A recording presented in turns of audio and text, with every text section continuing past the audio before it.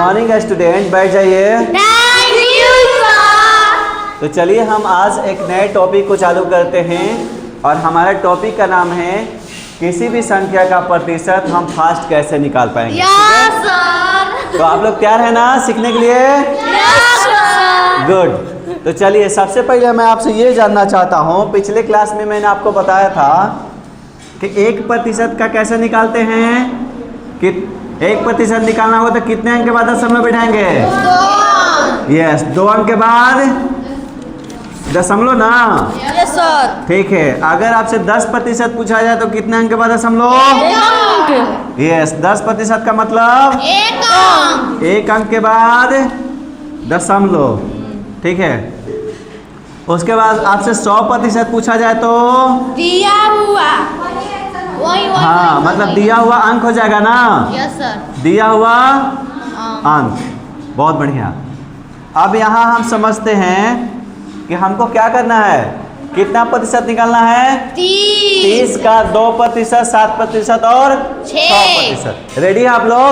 Yes sir. देखिए ध्यान दीजिएगा, सबसे पहले 30 का 1% निकाल लेंगे। कितने प्रतिशत? 1%। तो देखिए 30 पहले लिख लीजिए।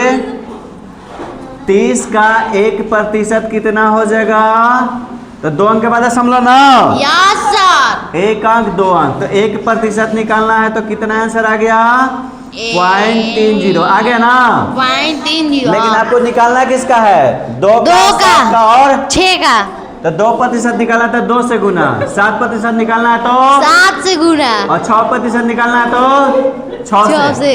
तो 2% निकालते हैं। 2%, इसमें 2 से गुना कर दीजिए।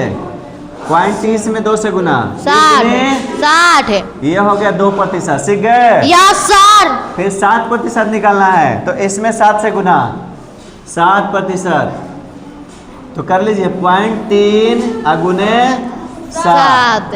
तो गुना करिए, 30 7 210 होता है ना। हाँ सर। 2 अंक के बाद पॉइंट, तो 2 अंक के बाद 1 और 2 2.10। ठीक है ना। Yes sir. उसके बाद कितना निकालना है? 6%। यस तो चलिए सर। 6% को यहाँ समझ लेते हैं। 6%, 30 में 0.30 में कितना से गुना? 6 से। 0.30 में गुना 6 से।